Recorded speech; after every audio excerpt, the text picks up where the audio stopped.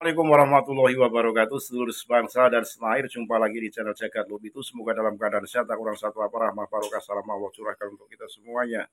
Ini ada tanggapan dari Jatman versi Pekalongan, ya, dilihat dari persepsi hukum positif yang ada, bagaimana Banom, ya, dari PBNU yang notabene sudah legal di seluruh dunia. Ternyata Banom PBNU bisa melegalkan dirinya. Apakah ini tidak bertentangan dengan ADART yang ada? Sehingga dilihat dari sisi hukum, bagaimana pembenaran itu mencuat manakala pihak Jatman versi Pekalongan mengadakan sebuah muktamar tersendiri yang tidak bernaung di PBNU. Seorang kiai inilah yang notabene saat wawancara dengan seseorang menilik dari polemik Jatman saat ini, bagaimana pembelaan secara hukum Jatman versi Pekalongan ini, sehingga perlu adanya sebuah keseimbangan. Nah, keseimbangan dari pakar hukum yang lain menilik dari anggaran dasar rumah tangga PBNU itu sendiri. Apakah Jatman yang di badan hukumkan tersendiri menyalahi aturan anggaran dasar rumah tangga organisasi sekelas Nahdlatul Ulama. Kita simak bagaimana persepsi hukum Jatman versi Pekalongan. Sekali lagi lah, mohon maaf NKRI Mati Nusantara milik kita. Assalamualaikum warahmatullahi wabarakatuh. Assalamualaikum warahmatullahi wabarakatuh, Pak Yai. Waalaikumsalam warahmatullahi wabarakatuh. Alhamdulillahirrahmanirrahim. Saya dapat berjumpa dengan Yai. Sehat ya, Yai? Ya, alhamdulillah sehat, lahir batin jasmani rohani Kang. Spesial buat saya mendapatkan kesempatan khusus untuk bisa mewawancarai Yai, khususnya tentang Jatman yang selama ini menjadi sebuah problematika tersendiri, khususnya dalam dunia media sosial, media internet. Dan sekarang saya mendapatkan sebuah penjelasan langsung dari Yai. Semoga itu menjadikan sebuah bahan untuk menenteramkan para jamaah yang menjadi pertanyaan. Ini begitu, Yai. Ya, terima kasih Kang. Tapi saya ingin izin saya menyapa dulu. Oh, silakan Yai, silakan. Tuhan kita. Bismillahirrahmanirrahim. Hamdan wa salatan wa salama wa ba'd. Para mursyid, para muqaddam, khalifah, badal, muhibbin, muridin di seluruh tanah air, baik di Darul Aliyah, Darul Wusta, Syu'biyah. Sehat-sehat semuanya, sehat semua. Mudah-mudahan kita semua dikaruniai kesehatan jasmani rohani untuk berkhidmat bersama-sama. Betul bahwasanya Jatman Jamil Tariqah Al-Mu'tabar An-Nahdiyah periode 2018 sampai dengan sekarang ini memiliki surat keputusan Menteri Hukum dan HAM Republik Indonesia. Kita punya nomor AHU 00.7241.AH.01.07 tahun 2019.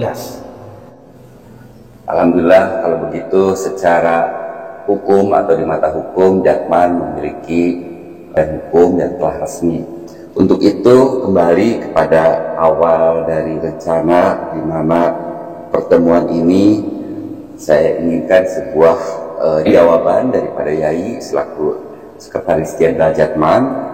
Pertanyaan-pertanyaan mudah-mudahan menenteramkan daripada permasalahan ataupun informasi yang kadang-kadang membingungkan jamaah. Pertanyaan pertama, Yai, yaitu tentang keberadaan Badan Hukum Jatman. Ya, baik kan. Jadi masyarakat tidak usah bingung.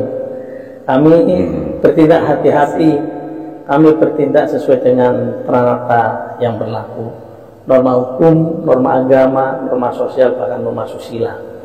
Jadi Badan Hukum di lingkungan pengurus besar Nahdlatul Ulama dapat memiliki badan hukum sendiri. Namun hal ini harus sesuai dengan ketentuan yang ada di dalam peraturan dasar dan anggaran rumah tangga dan peraturan perkumpulan PBNU serta peraturan perundangan yang berlaku di Indonesia tentunya.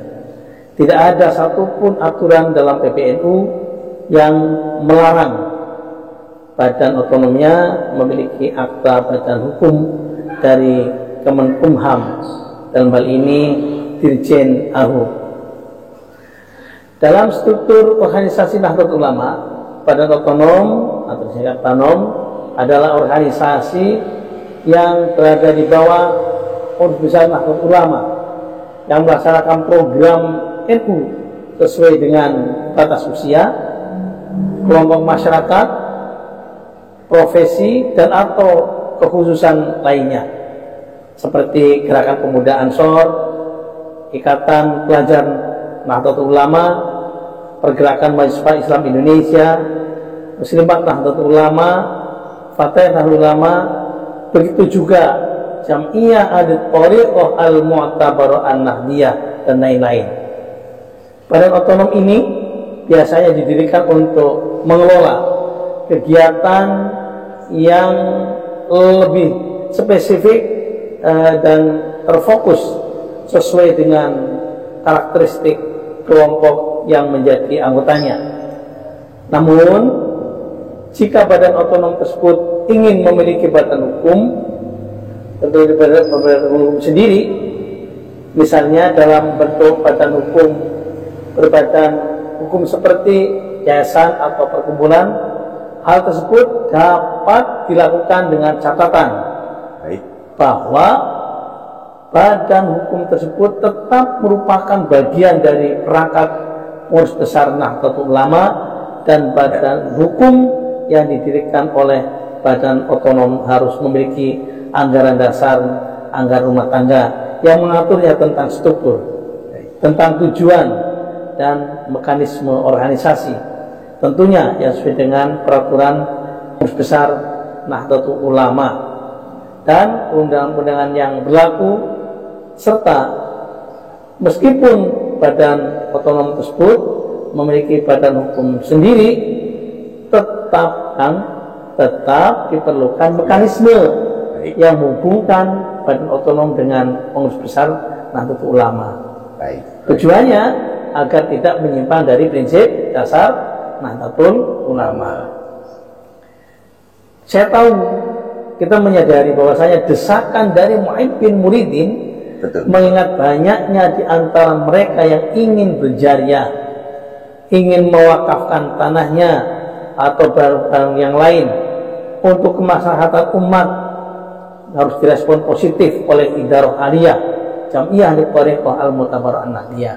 Betul. Yang pada akhirnya Idarah Su'biyah, Idarah Wusta juga banyak memanfaatkan akte notaris tersebut untuk mengamankan harta kekayaannya, aset-asetnya Jam'iyah tersebut agar tidak disalahgunakan, tidak pindah tangan. Dengan hadirnya akte notaris tersebut, Jam'iyah Ad-Thariqah Al-Mu'tabarah An-Nahdiyah tentunya hadir melayani kebutuhan kita bersama, kebutuhan umat di tingkat idarah masing-masing. Yang wusta ya wusta, yang syu'biyah, yang husni yang sa'afiyah. Alhamdulillah. Dengan demikian, meskipun badan otonom dapat memiliki badan hukum sendiri, tetap ada ketentuan dan persyaratan yang harus dipenuhi agar sesuai dengan aturan internal Pengurus Besar Nahdlatul Ulama dan hukum yang berlaku di Indonesia. Dan ini Jatma sudah memiliki itu, kan? Alhamdulillah. Ya, sudah pasalnya sudah terpenuhi. Jadi dengan diterbitkannya SK Badan Hukum dari Dirjen AHU Kemenkumham oleh Badan Otonom Pengurus Besar Nahdlatul Ulama, tidak berarti badan otonom tersebut telah lepas atau keluar dari perangkat Pengurus Besar Nahdlatul Ulama, sepanjang 4 hal sebagaimana tersebut di atas tadi tidak dilanggar oleh oleh Banom PBNU tersebut, Kang. Baik, oleh Jatman ya. Ya. Di antara badan otonom PBNU tentunya ada di sana beberapa yang telah memiliki SK badan hukum yang tujuannya yang utama pokoknya biasanya agar dapat mengakses bantuan dana atau kegiatan dari pihak pemerintah atau pihak swasta yang biasanya mempersyaratkan harus berbadan hukum.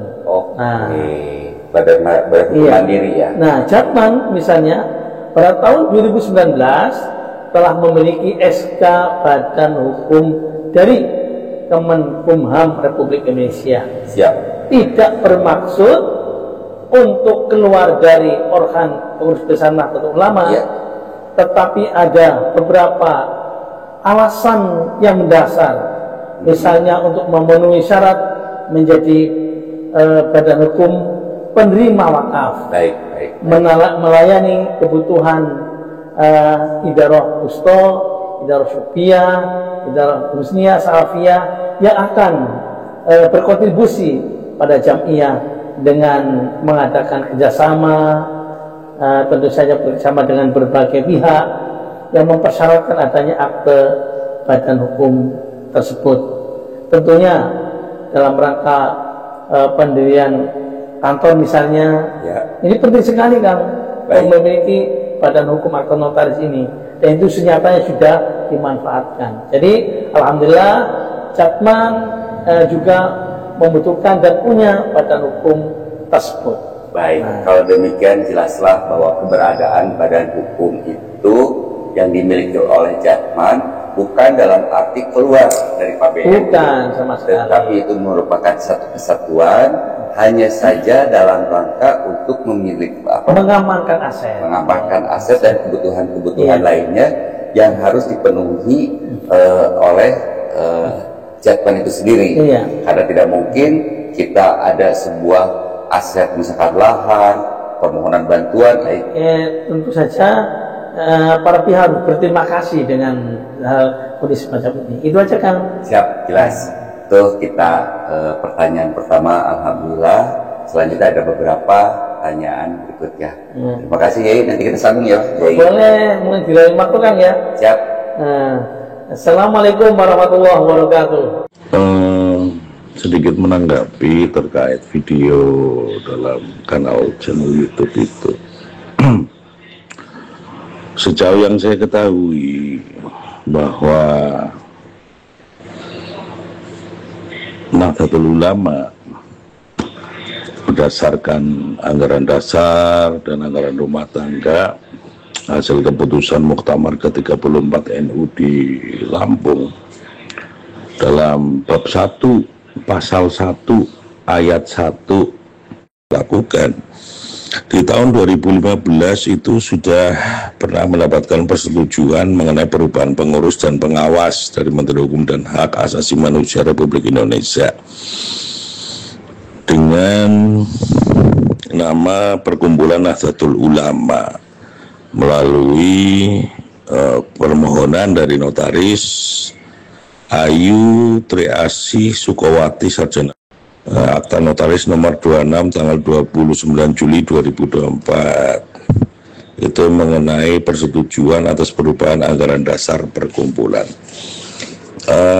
Yang ingin saya tekankan bahwa Nahdlatul Ulama itu memiliki anggaran dasar dan anggaran rumah tangga, di mana anggaran dasar dan anggaran rumah tangga adalah suatu dokumen hukum yang menjadi landasan bagi suatu organisasi atau badan hukum. Nah, di dalam anggaran dasar dan anggaran rumah tangga Nahdlatul Ulama yang saya sebutkan tadi, di hasil keputusan Muktamar ke-34 NU di Lampung, dalam bab 5 pasal 16 ayat 1 menyebutkan bahwa perangkat perkumpulan Nahdlatul Ulama ketika badan otonom diantaranya adalah menyebutkan di dalam pasal 18 ayat 7 huruf A. Saya bacakan. Badan otonom berbasis profesi dan kekhususan lainnya yaitu Jam'iyah Ahli Thariqah Al-Mu'tabaroh An-Nahdiyah, disingkat Jatman. Nah, singkatnya begini, mungkin uraian lengkapnya besok saya urai secara tertulis biar terstruktur, sistematis dan masif. Gitu Kang Usmar. Singkatnya gini, bahwa Nahdlatul Ulama itu mempunyai badan khusus dan juga badan otonom. Nahdlatul Ulama sudah terdaftar di Kementerian Hukum dan HAM dan dalam lembaran negara sebagai badan hukum berbentuk perkumpulan. Jatman adalah bagian daripada badan otonomnya Nahdlatul Ulama. Bolehkah Jatman itu mengajukan permohonan kepada Kementerian Hukum dan HAM pengajuan mengenai pengesahan badan hukum? Walaupun tidak ada larangan berkaitan dengan prinsip formil, maka ketika tidak ada larangan tidak boleh dilaksanakan dan tidak boleh dikerjakan kecuali dengan seizin dan persetujuan daripada pengurus pusat, pengurus besar Nahdlatul Ulama. Artinya secara hukum Nahdlatul Ulama itu sudah terdaftar sebagai badan hukum perkumpulan. Kalau badan otonomnya Nahdlatul Ulama kok mengajukan badan hukum, maka secara kedudukan hukumnya adalah setara dengan Nahdlatul Ulama itu sendiri, kecuali ada persetujuan dari pengurus besar Nahdlatul Ulama. Apapun argumentasinya, kalau melihat video tersebut tentunya mengacu pada seakan-akan Jatman itu dalam jamiahnya dia akan mewakafkan, menghibahkan dan sebagainya. Di dalam anggaran dasar Nahdlatul Ulama tadi saya juga sudah menyampaikan bahwa Nahdlatul Ulama juga ada lembaga yang khusus menaungi bidang wakaf. Pertanyaan begini, apakah wakaf itu bisa diberikan kepada Ansor, wakaf bisa diberikan kepada Muslimat, wakaf bisa diberikan kepada Fatayat? Ya tidak seperti itu. Wakaf ya diberikan kepada NU atau PBNU karena sudah mempunyai lembaga tersendiri di bidang wakaf. Kalau toh peruntukannya untuk masing-masing lembaga ataupun badan otonom itu tentunya berkaitan dengan kebijakan, tetapi berkaitan dengan harapan untuk mendapatkan wakaf tidak bisa. Badan-badan itu sendiri mengelola dan juga sekaligus menerima tentang wakaf. Itu secara singkat Kang Gusmar. Jadi berbicara mengenai badan hukum yang dimaksud oleh dalam video YouTube itu tentunya sangat bertentangan dengan anggaran dasar dan anggaran rumah tangganya Nahdlatul Ulama. Secara organisasi NU adalah dirugikan, jelas sangat dirugikan. Maka ketika Kementerian Hukum dan HAM menerbitkan keputusan SK pengesahan badan hukum, bisa dianulir atau dibatalkan selagi ada keberatan ataupun permohonan untuk dibatalkan dari PBNU. Itu seperti itu. Dan sekilas tadi saya lihat bahwa, saya dengar bahwa dalam video tersebut badan hukum yang diajukan oleh Jatman adalah semacam perkumpulan. Ya jelas itu setara dengan PBNU. Sebetulnya gini, ada pemahaman yang bisa saya ulas secara rinci, karena yang namanya perkumpulan itu ada dua jenis. Bisa ada perkumpulan yang skupnya lokal, itu tidak harus memintakan izin kepada Kementerian Hukum dan HAM, tetapi perkumpulan yang sifatnya nasional maka itu harus mendapatkan pengesahan atau mendapatkan pengesahan badan hukum dari Kementerian Hukum dan HAM. Tidak cukup dari itu hanya mendapatkan pengesahan, yang namanya perkumpulan itu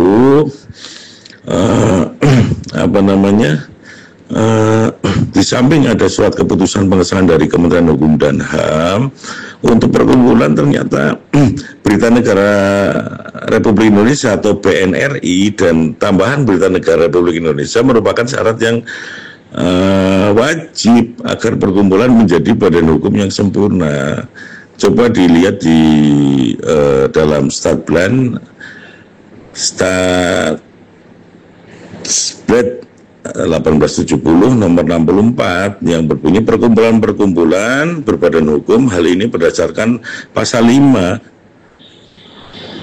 Statblad yang disetujui perubahan atau pergantian diumumkan dalam surat kabar resmi, bahwa surat kabar resmi dalam hal ini